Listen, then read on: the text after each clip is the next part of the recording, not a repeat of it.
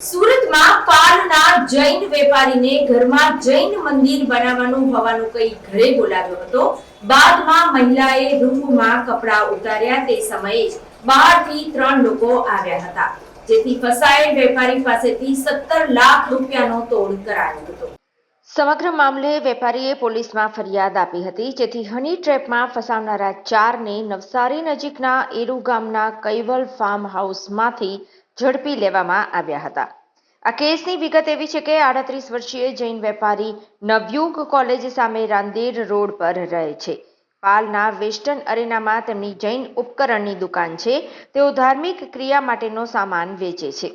Social media પર દુકાનની જાહેરાત સાથે વેપારીએ પોતાનો અંગત મોબાઈલ નંબર પણ મૂક્યો હતો, જેના આધારે વારંવાર એક વ્યક્તિના મંદિર બનાવવાને લઈને ફોન આવતા વેપારી વ્યસ્તતા વચ્ચે સમય કાઢીને લોકેશનના આધારે તેના ઘરે ગયા હતા. વેપારી ઘરમાં મંદિરનું માપ લેવા ઉપરના માળે આવેલા બેડરૂમમાં ગયા. ત્યાં રહેલી મહિલાએ દરવાજો બંધ કરી દીધો. બાદમાં પોતાના કપડાં ઉતારવા માંડ્યા. આ જોઈ વેપારીએ પૂછ્યું કે આ શું કરો છો? હું ખોટી જગ્યાએ આવી ગયો છું, મને જવા દો. આવું કહીને હજી વેપારીએ દરવાજો ખોલવાનો પ્રયાસ કર્યો ત્યારે મહિલાએ તેને ધક્કો મારી બેડ પર પાડી દીધો. ત્યારબાદ ત્યાં 3 અજાણ્યા પુરુષ બેડરૂમમાં પ્રવેશ્યા અને પોતાની ઓળખ પોલીસ તરીકે આપી હતી. તમે કૂટણખાનું ચલાવો છો એમ કહી ધમકાવ્યા હતા અને એક શખ્સે વેપારીને ગાલ પર તમાચો પણ માર્યો હતો. પોલીસ કેસ કરવાની ધમકી આપી પતાવટના 15 લાખ માંગ્યા હતા. સગવડ થાય તેમ નથી એવું કહેતા વેપારીના મોબાઈલમાંથી HDFC બેંકની એપ્લિકેશનમાંથી બેંક બેલેન્સ જોયું. તેમાં 7.32 લાખ બેલેન્સ હતું. આ ઉપરાંત દુકાનમાં 1.60 લાખ પડ્યા હતા અને ક્રેડિટ કાર્ડમાંથી 1.40 લાખ એમ કરીને 10 લાખની વ્યવસ્થા કરી આપવા જણાવ્યું હતું. ટોળકી દ્વારા અવારનવાર રૂપિયાની માંગ કરવામાં આવી હતી, જેથી કંટાળીને વેપારીએ 17 લાખ ગુમાવ્યા બાદ પોલીસમાં ફરિયાદ નોંધાવી હતી. પોલીસે ફરિયાદના આધારે તપાસ હાથ ધરીને હની ટ્રેપમાં ફસાવનાર ટોળકીને નવસારી એરુગામ ખાતે આવેલા કૈવલ ફાર્મ ખાતેથી લાખો રૂપિયાની મત્તા સાથે ઝડપી પાડી હતી. પકડાયેલા આરોપીઓના નામ છે રમેશ ઉર્ફે રામ વલ્લભભાઈ નાવડિયા, રાહુલ રમેશભાઈ કથિરિયા, માયા ભગાભાઈ સૈડા અને કેતન મગનભાઈ ભાદાણી.